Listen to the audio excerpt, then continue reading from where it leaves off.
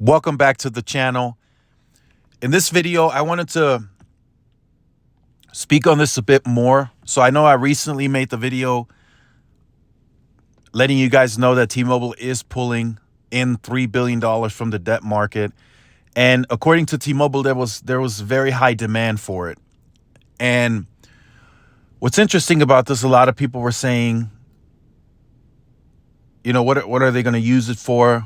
What is it going to be put towards? Are we going to see this go towards the network? And right now that is unknown, right? They haven't said anything publicly. They just said that they would use it for corporate purposes and maybe some of those stock buybacks. Who knows, right? And some of you also were in disagreement about the stock buybacks.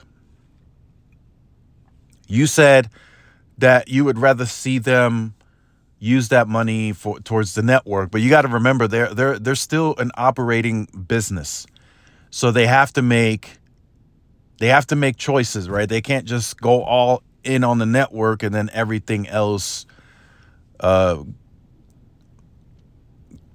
gets neglected, right? That's kind of what Verizon is, the situation that they're in.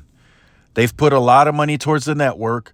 They've cut down their free cash flow. They upped the dividend, so now they got to pay out more dividends, and the business it's not growing. There's no growth.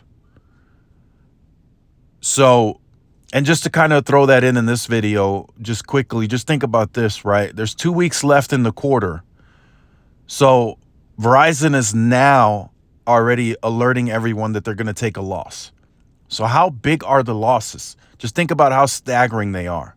They have 2 weeks left. They could easily still gain positive momentum before the month is out. And even if that is added in on the numbers, they're still taking a loss. So that shows you how much they're losing.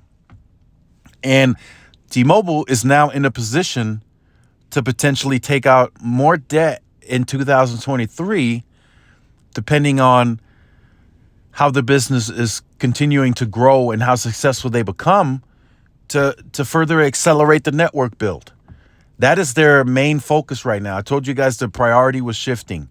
As they grow into these small markets that they categorized into 775 submarkets, as they grow there, right? And Mike Sievert said it yesterday, when they go into these towns, they get greeted with marching bands, the mayors, ribbons are cut, and it works. People are looking for this competition. They're looking for lower prices. They've seen it on TV. Now they know that T-Mobile is there in that town. There's distribution, and most of the time they take the whole package, from what I'm told. It's they go in for the wireless, they get the fixed wireless access, and they're a happy camper. And I think that's a big deal for T-Mobile to change that network perception once and for all, and that's growing every quarter. And now the fact that they have these better ratings for the debt market, it's all falling into place. So I think this is really a good sign that they are able to take this debt out, and in the future potentially take out more, and we'll see where this goes, right? I fully expect 2023 to be an uptake in capex. They guided 9 to 10 billion. I rewatched the analyst day for next year, 9 to 10 billion. I know they said this year is the peak year, and they took some of the money out from next year to put into this year, right? They took some of the 2023 plans and put them into 2022. I still think they go 11 to 12 billion next year on capex. They have to. Why? Because they're winning.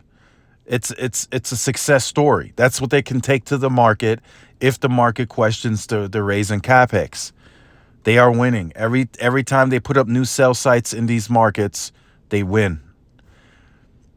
So let me know what you think about this. Let me know if this is healthy. It's moving forward now that the Sprint site is being decommissioned.